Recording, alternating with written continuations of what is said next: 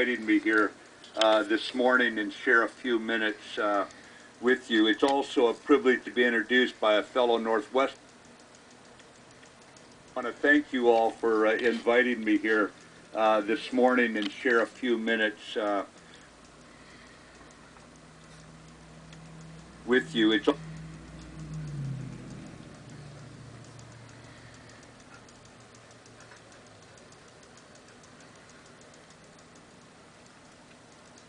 also a privilege to be introduced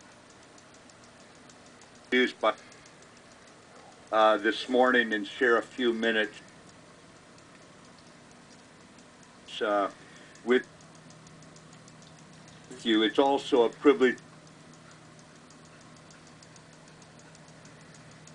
to be introduced by a fellow Northwest this morning and share a few minutes with you. It's also a privilege to be introduced by a fellow.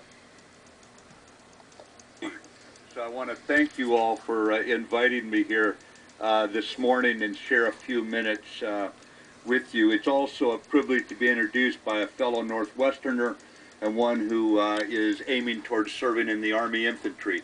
And those are the lads who go in close and mix it up with the enemy. What I thought I would do is just basically cover about three basic subjects here. I want to talk just a little bit about also a privilege to be introduced by a fellow Northwesterner and one who is aiming towards serving in the Army Infantry with you. It's also a privilege to be introduced by a fellow Northwesterner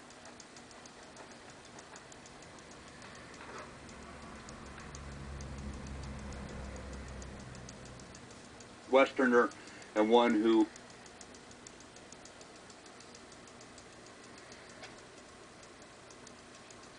is aiming towards serving in the Army Infantry. And those are the lads who go in close and mix it up with the enemy. What I thought I would do is just basically cover about three basic subjects here. I want to talk just a little bit about the connection between you young folks in the audience on whom so many of our hopes rest and the veterans. I want to talk a little bit about Central Command, what's called the Middle East, just because it's going to play a role in you cadets' future. And then I want to talk a little bit about the military in general.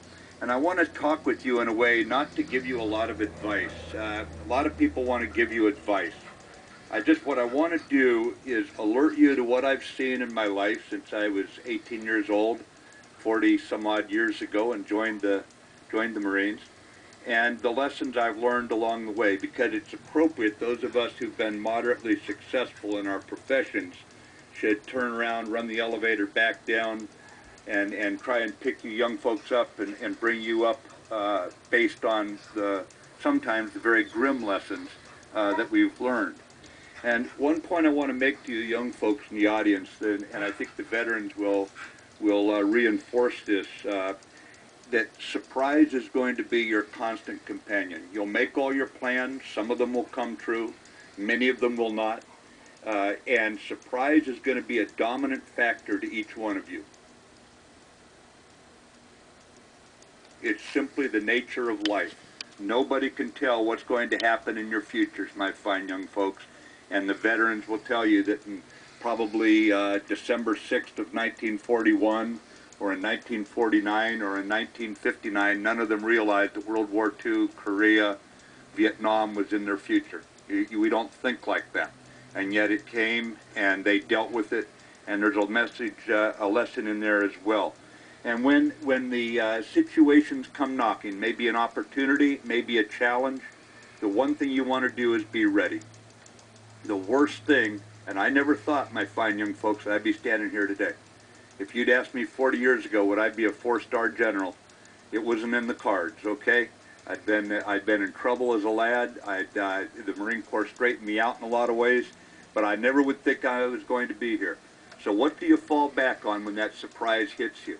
What do you fall back on when you went to school that day thinking it was going to be one way, you're going to do fine on the test, and it didn't, and you didn't do so well? What do you do when you get a phone call from someone at 4 stars and you still have to say sir to them? So you can imagine there's only a few people like that at that point, and they say, we want you to do a certain job, and you've got to be ready